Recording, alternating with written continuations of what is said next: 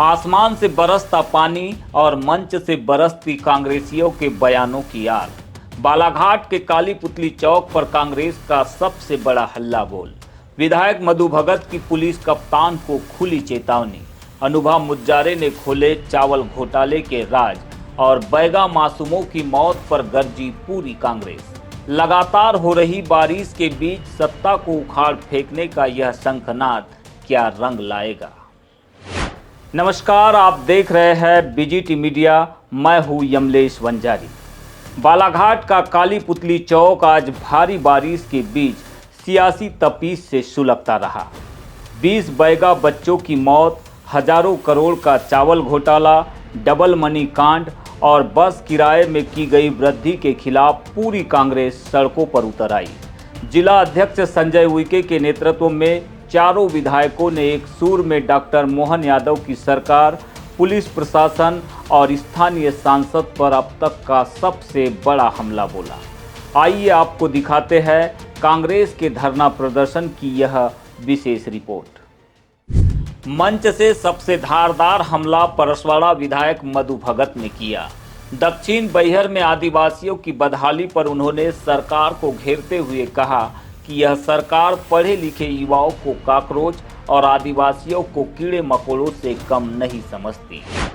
वहां जाकर के देखा कैंप में, तो जिस प्रकार की व्यवस्था देखी गई उससे ये महसूस हो रहा था ये हमको कॉकरोच तो समझते ही है, लेकिन आदिवासी जो हमारे बच्चे हैं, नन्हे मुन्ने जो हमारे बैगा लोग हैं, इनको कीड़े मकोड़े समझते हैं। और उनकी जो दर्दनाक स्थिति हमने वहां देखी तो महसूस हुआ कि ये स्थिति इस दशा में पहुंचा दी इस भारतीय जनता पार्टी की सरकार ने और यहाँ के बैठे प्रशासन ने। निश्चित ही अगर मैं बोलूं, जब गंदगी होती है तो हम लोग छिड़काव करते हैं, लेकिन यहाँ के जो मलेरिया डिपार्टमेंट है उनका जो 4-5 साल का कार्यकाल है वो इतना बिगड़ा हुआ है कि उन्होंने मलेरिया का छिड़काव भी नहीं किया, जिसकी वजह से इन्फेक्शन पहुंचा और मलेरिया से बच्चों की डेथ हुई। लेकिन सबसे बड़ा धमाका उन्होंने चावल घोटाले पर किया। मधु भगत ने सीधे बालाघाट एसपी की कार्यप्रणाली पर सवाल उठाते हुए उन्हें अल्टीमेटम दे डाला। उन्होंने कहा कि पुलिस कप्तान सफेद पोशों को अंदर करे, वरना कांग्रेस के पास सारे तथ्य मौजूद है। अगर हमने एक्सपोज किया तो आप कहीं के नहीं रहोगे।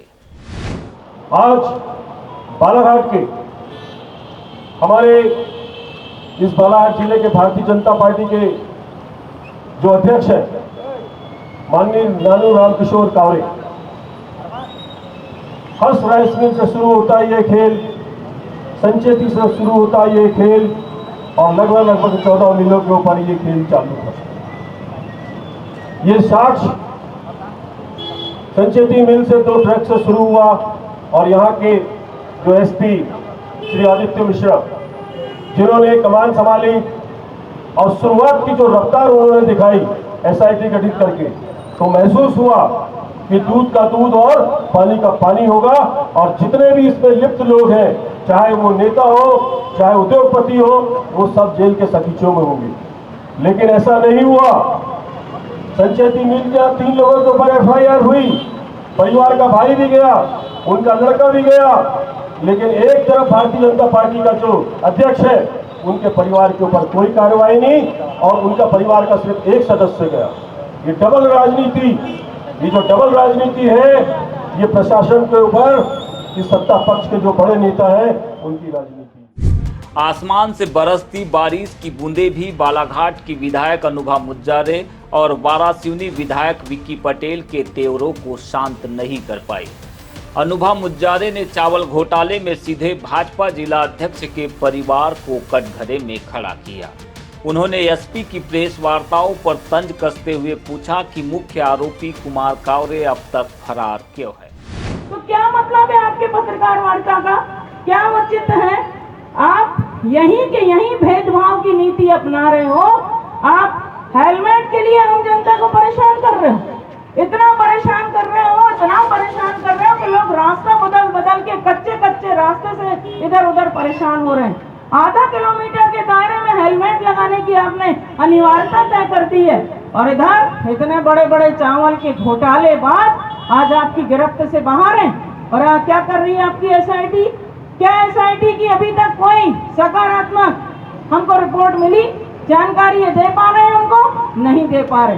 तो मैं तो सीधे एसपी साहब से प्रश्न करती हूँ कि ये भाई भतीजावाद आप खत्म कर रहे हैं या बढ़ा रहे हैं? आप क्या चाहते हो? यहाँ की कानून व्यवस्था सुदृढ़ नहीं है। आप छोटे से छोटे अपराध में किसी आम प्रतिष्ठित व्यक्ति के जुलूस निकाल देते हो। बैगा समुदाय के जो बच्चे भर्ती हैं उनको देखकर हालचाल लेके और अपनी जिम्मेदारी पूरी कर ली। क्या यही सरकार है? यही संवेदनशीलता है? और कल मुझे जहां तक पता चला, ये कांग्रेस के धरना प्रदर्शन के दबाव और डर के मारे कल सांसद भारती पारदी जी कल गई थी उन प्रभावित गांव के दौरे पर। तो लड़ाई हम निरंतर लड़ रहे हैं, लड़ते रहेंगे। हमारा काम दिखावा करना नहीं, हमारा काम संघर्ष करना है। हम संघर्ष करेंगे, आखिरी सांस तक हमारी लड़ाई चलती रहेगी। और हमारे विधायक जी लगातार अभी कोई काम नहीं कर रहे हैं, संजय उइके जी लगातार उन्हीं गाँव में अपना पूरा समय बिता रहे हैं, एक परिवार से उन्हीं की भाषा बोली में बात करके उनकी पीड़ा को कम करने का पूरा प्रयास कर रहे हैं। आज प्रभारी मंत्री जी तो आए, बात की उन्होंने, अस्पताल में दौरा कर लिया, लेकिन क्या पीड़ित परिवारों के लिए मुआवजे की घोषणा हुई? कुछ कहा कि हम 5 लाख रुपए देंगे पीड़ित परिवार को, कि 2 लाख रुपए देंगे, कि 10 लाख रुपए देंगे? कांग्रेस पार्टी तो मांग करती है। हमारे नेता प्रतिपक्ष उमंग सिंगार जी ने मांग की कि हम 5 से 10 लाख रुपए की मांग करते हैं उन पीड़ित परिवारों को जिनके मासूम बच्चे प्रशासन की, स्वास्थ्य विभाग की लापरवाही के चलते जो काल के गाल में समाहित हो गए। वही वारासिवनी से कांग्रेस विधायक विक्की पटेल ने जेनजी का उदाहरण देते हुए कहा कि आज की युवा पीढ़ी सरकारें गिराना जानती है।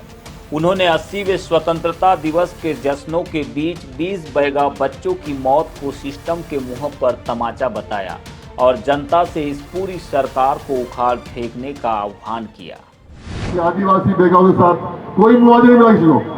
जो लोग मर गए, 20 लोग मर गए, कोई मुआवजा नहीं, दोषियों पर कोई कार्रवाई नहीं। हमारे नेता प्रतिपक्ष आए थे, हर परिवार को उन्हें 50,000 रुपए दिया, तो उन पर कार्रवाई होना चाहिए। हमारे बस का किराया कम होना चाहिए। जो डबल मनी में जिन गरीबों का पैसा लगा उनको पैसे वापस मिलना चाहिए। जो दोषी है भारतीय जनता पार्टी के लोग, उन पर कार्रवाई होना चाहिए।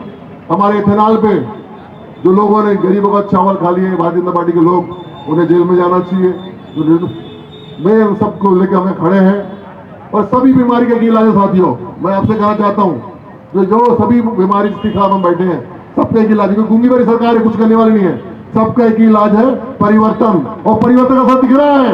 अभी पूरी सरकार तकिया में लड़ी थी, तकिया में पूरा मुख्यमंत्री, पूरे मंत्री लड़े थे, पर जनता ने वहां कांग्रेस को जिताया।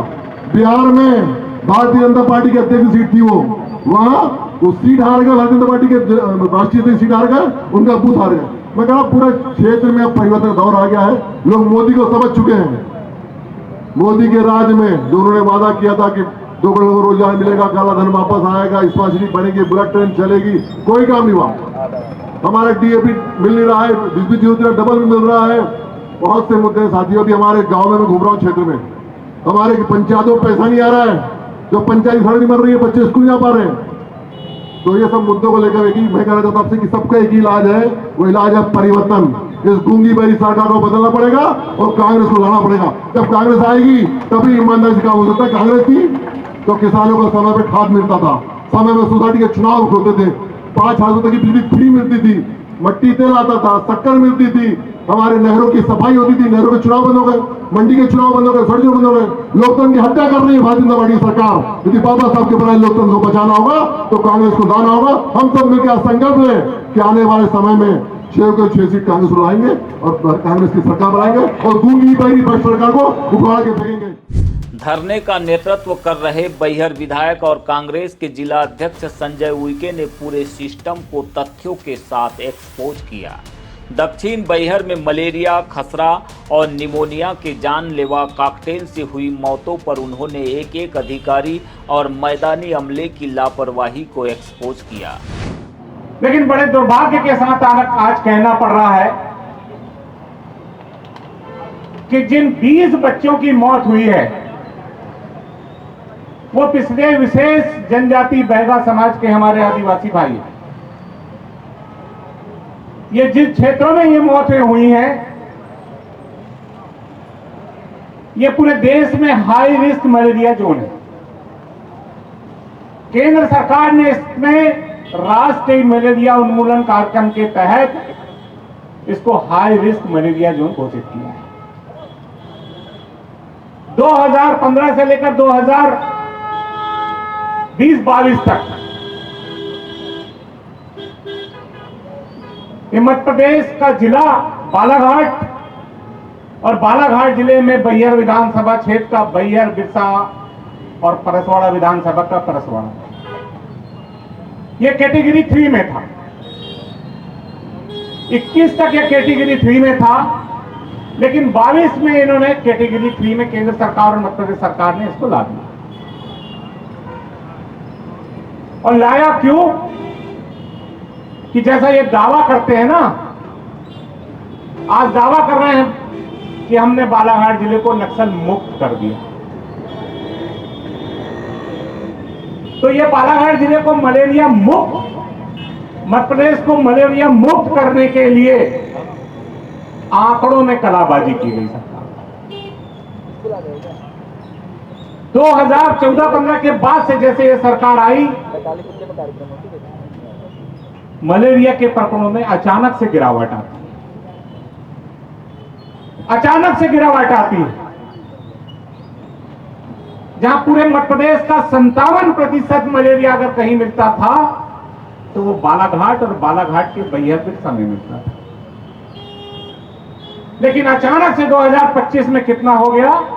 29% हो गया। क्यों गिरावट आई? आप संक्रमण का टेस्ट कैसे कर रहे हैं? रैपिड टेस्ट का। आप ऊपर से दबाव देते हो निचले स्टाफ को कि आपको कम से कम मलेरिया बताना है, कम से कम मलेरिया दिखाना है। केंद्र सरकार की या राज्य सरकार की एसओपी आती है कैटेगरी 3 से कैटेगरी 1 के लिए कि जहां आपने मच्छरों से बचने के लिए अगर मॉस्किटो नेट दिया हुआ है, तो वहां कीटनाशक दवाइयों का छिड़काव नहीं करेंगे।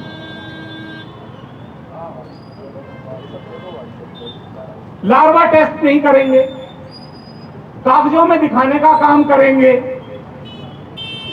और आज उसका क्या परिणाम हुआ? हमारे 20 आदिवासी बैगा बच्चों की मौत हुई। उइके ने मुख्यमंत्री मोहन यादव की चुप्पी और जिले के प्रभारी मंत्री राव उदय प्रताप सिंह के राजनीतिक बयानों का करारा जवाब देते हुए स्पष्ट कर दिया कि कांग्रेस अब चुप नहीं बैठेगी। इस पूरे धरने में कांग्रेस के निशाने पर 4 ही बिंदु रहे: बैगाओं की मौत, चावल घोटाला, डबल मनी कांड और बेलगाम बस यात्री किराया। मैं लगातार मध्य प्रदेश की विधानसभा 2015 से मेरा पहला सवाल था कि 2015 में मैंने स्वास्थ्य सेवाओं को लेकर विधानसभा में प्रश्न लगाया। दोबारा बना जब 2018 में, तब भी मैंने विधानसभा प्रश्न लगाया।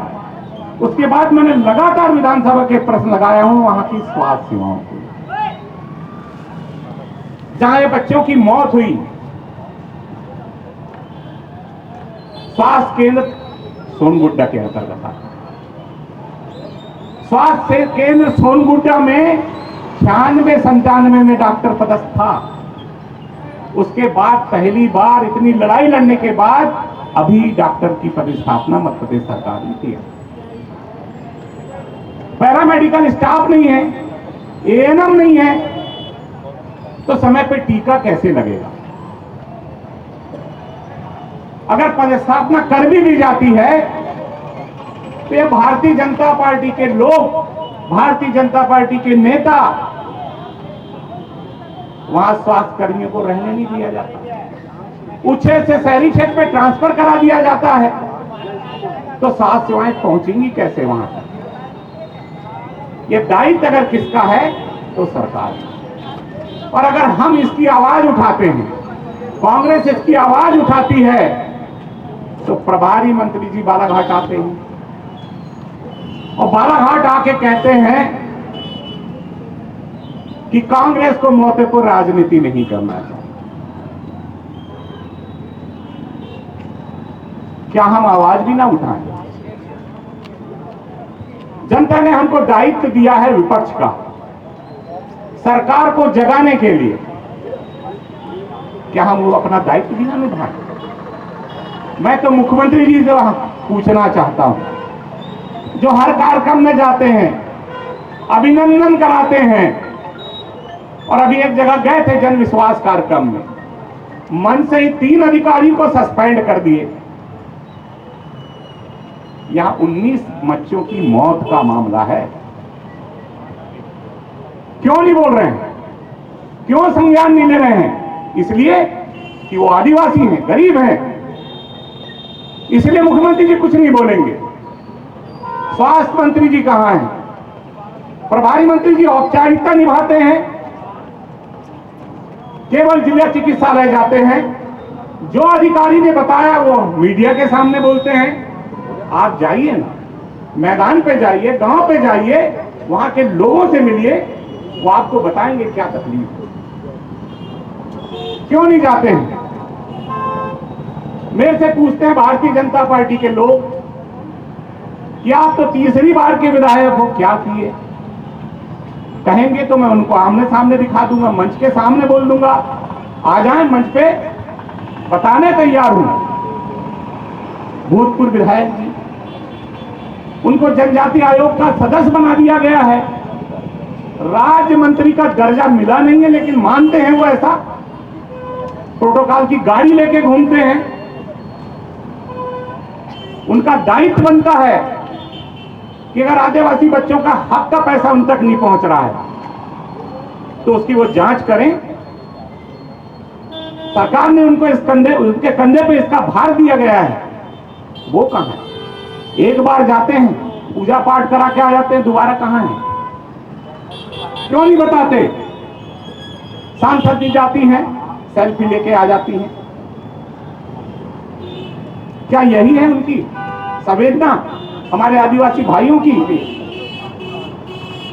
क्यों नहीं जाते हैं? मलेरिया, निमोनिया और मिजल्स के कॉकटेल की वजह से दम तोड़ते आदिवासी बच्चे, तो दूसरी तरफ हजारों करोड़ के चावल घोटाले में मस्त सफेद पोश। इन्हीं 2 तस्वीरों के साथ आज कांग्रेस ने सरकार को आईना दिखाया। बरसती बारिश के बूंदों के बीच कांग्रेसियों ने स्पष्ट संकेत दिया है कि आने वाले दिन बालाघाट की सियासत में और भी तूफानी होने वाले हैं। क्या बालाघाट के एसपी साहब चावल घोटाले के सफेद पोश आरोपियों के गिरेबानों तक पहुंच पाएंगे? और क्या डॉक्टर मोहन यादव की सरकार बैगा बच्चों की मौत पर अपनी चुप्पी तोड़ पाएगी? देखना दिलचस्प होगा।